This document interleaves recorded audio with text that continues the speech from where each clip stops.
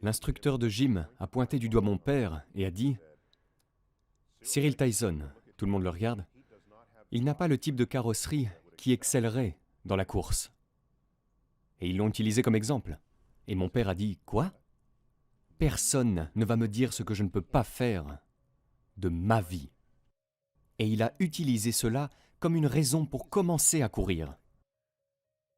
Et il a commencé à courir à ce moment-là. Il a décidé que l'une de ses prochaines tâches dans la vie serait de se mettre à courir et d'y exceller. En quelques années, il est devenu de classe mondiale. À un moment donné, il avait le 5e temps le plus rapide du monde. En 1948, les Jeux Olympiques n'étaient pas encore prêts à nous revenir, car nous sommes toujours sous le choc de la Seconde Guerre mondiale. Au lieu de cela, il y avait encore des Jeux Olympiques qui s'appelaient les Jeux Olympiques du GI, et ils se tenaient au stade Hitler. Ainsi, il a concouru aux côtés d'athlètes juifs. Alors là, ils sont en compétition contre le New York Athletic Club. Son meilleur ami, Johnny Johnson, faisait le tour. Ça aurait pu être le quart de mile à venir sur la dernière ligne droite. Et un coureur du New York Athletic Club est à quelques pas derrière lui. Et Johnny Johnson surprend l'entraîneur de ce coureur dire « Attrape ce gars !» Et il a entendu cela. Et alors, que s'est-il dit? Il a dit « Ce gars en question, il va jamais l'attraper !» Et cela a prolongé son avance jusqu'à la ligne d'arrivée. Finalement, ce qui compte, c'est ce que vous devenez dans la vie et pour qui vous le faites. Pour moi, au moins, c'était le niveau de sagesse que mon père a glané dans sa vie et qu'il m'a ensuite communiqué avec succès, soit par exemple, soit par une simple déclaration explicite. Et cette combinaison de ces deux modes de communication a eu des impacts importants. Nous vivons aujourd'hui dans un monde très fracturé. Je ne sais pas si c'est le plus fracturé de tous les temps, mais ce qui est clair, c'est qu'Internet et les médias sociaux ont permis aux gens de se tribaliser. Vous pourriez passer toute votre vie sans jamais trouver une autre personne qui pense que la Terre est plate. Mais vous allez en ligne et vous les voyez tous. Donc vous avez les moyens de dire pourquoi vous êtes différent des autres. Et je ne sais pas si c'est toujours un endroit sain. Vous pouvez tracer une ligne dans le sable entre les personnes qui transgressent, mais ne détenez pas le pouvoir sur vous de ceux qui transgressent et commettent. Donc, l'entraîneur qui a dit « attrapez ce type », il n'a pas de pouvoir sur Johnny Johnson, à moins que vous ne lui permettiez. Il y a une citation célèbre de Martin Luther King. « On ne peut monter sur vous seulement si votre dos est plié. » J'ai réparti mes réactions émotionnelles en fonction de leur importance réelle pour la trajectoire de ma vie. Quand j'ai grandi, il était très courant d'entendre la phrase « Les bâtons et les pierres peuvent me briser les os, mais les mots ne me feront jamais de mal. » C'était vraiment une inoculation contre les discours de haine, contre juste des gens mauvais, juste des gens méchants. Vous développerez un système de défense contre les personnes désagréables.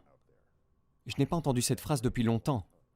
Je ne l'entends pas réciter dans les écoles élémentaires. Je pense que ce qui s'est passé au fil des ans, c'est que nous en sommes venus à apprendre en tant que civilisation que les mots peuvent être blessants. Et les mots peuvent, en quelque sorte, changer votre humeur ou vous mettre dans une dépression.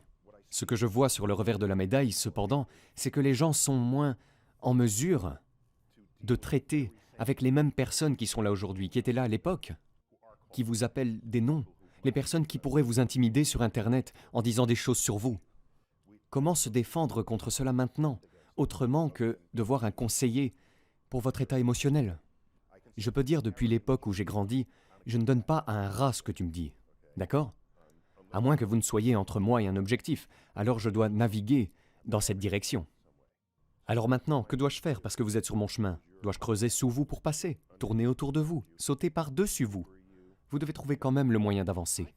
Je pense qu'au lycée, c'est là que l'on apprend à gérer les gens difficiles. Il n'y a pas un seul film de lycée qui ne montre pas l'angoisse des cliques qui se sont formées et quelles sont les relations qu'elles entretiennent entre elles. C'est ce microcosme de choses réelles qui se passe dans le monde réel. Il y a des gens magnifiques et ils auront des emplois que vous n'obtiendrez pas, d'accord? Il y a des gens qui sont méchants. Vous allez devoir naviguer autour d'eux. Il y a des gens avec qui vous ne pouvez pas interagir, pour une raison ou pour une autre. Ils vont être dans la cabine à côté de vous sur votre lieu de travail. Donc, je pense que nous sous-évaluons le pot social total dans lequel les gens sont jetés dans leur expérience au lycée. Pour moi, ce que je fais pour le public, presque plus de 80% de celui-ci est motivé par le devoir et non par l'ambition. Parce que je peux faire quelque chose. Et si je peux le faire mieux que les autres, et que c'est pour un plus grand bien dans la société, je serais irresponsable si je ne le faisais pas. Beaucoup de gens cherchent un sens à la vie.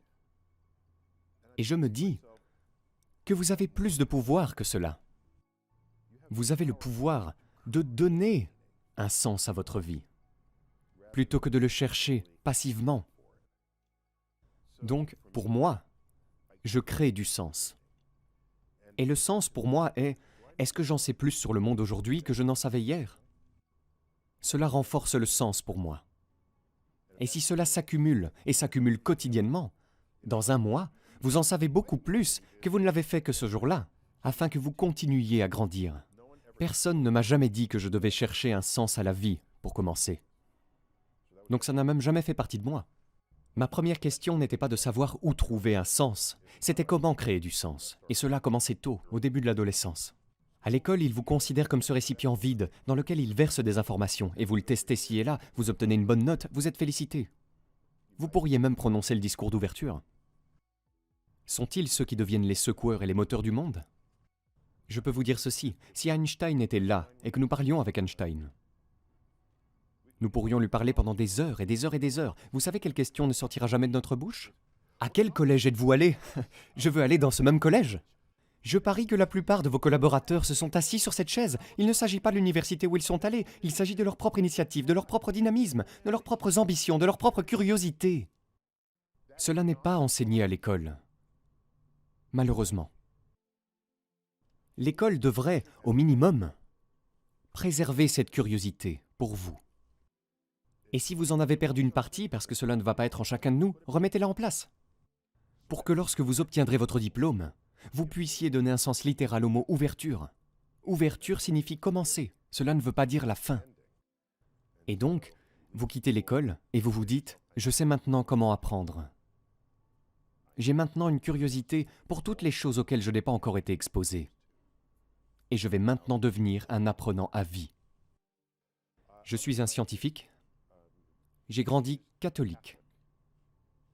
Mais j'ai commencé à dériver quand j'étais comme en 3e année. Rien de tout cela n'avait beaucoup de sens pour moi. Il n'y avait aucune décision prise dans ma maison qui faisait référence à la Bible, à Dieu ou à Jésus ou quoi que ce soit. Donc, dans ce sens, la prise de décision était laïque et rationnellement informée. Et je remercie mes parents pour cela. J'apprécie cela en tant que personne élevée par eux, parce que cela signifiait que si quelque chose n'avait pas de sens, ils diraient « Eh bien, fais-le parce que je l'ai dit ». Non, ce n'est pas une réponse rationnelle à votre enfant. Ils en auraient la raison et nous en discuterions. Au début, à mesure que je devenais plus visible, je recevais des lettres et les gens me posaient des questions sur Dieu. Et je ne sais pas grand-chose de Dieu. Vous savez, mes premières lettres l'étaient alors que la science est ma religion et la religion est ce qu'elle est, et donc je ne pouvais pas répondre. Mais ensuite, je me suis dit que ce n'était pas juste de ma part pour les personnes qui m'envoient les questions sous forme de lettres. Elles viennent d'un endroit, d'une certaine tradition religieuse, quelle que soit cette tradition. Et si je reçois ces lettres, il y a alors un contrat implicite entre moi et toutes ces personnes qui cherchent mes conseils, ma sagesse, mes idées. Et je dois à ces personnes de savoir le plus possible d'où elles viennent. Je lis des choses qui m'emmènent dans des endroits que les autres pensent.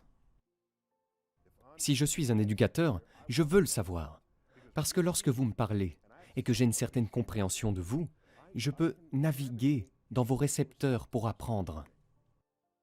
Dans ce livre, il m'a fallu 1 an pour répondre à l'une des questions. C'était une femme juive. Elle est orthodoxe, elle est vraiment religieuse, elle a un fils de 10 ans qui fréquente l'école hébraïque, il est autiste, et d'ailleurs un jour il est rentré à la maison et a dit qu'il ne croyait pas en Dieu. Il pense que les histoires bibliques ne peuvent pas être vraies, et elle lui demande « Comment en es-tu venu à penser cela ?» Et il a dit « Cosmos !» C'était comme « D'accord, je suis dans la merde maintenant. Dois-je lire plus loin? Où cela va-t-il aller? Cela ne peut que mal finir, je me suis dit. » Et il s'est avéré que la maman était très ouverte.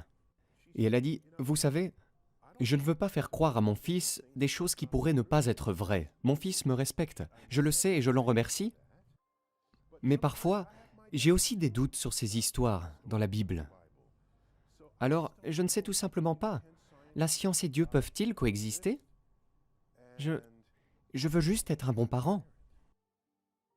Je veux vous apprendre à penser à propos du monde.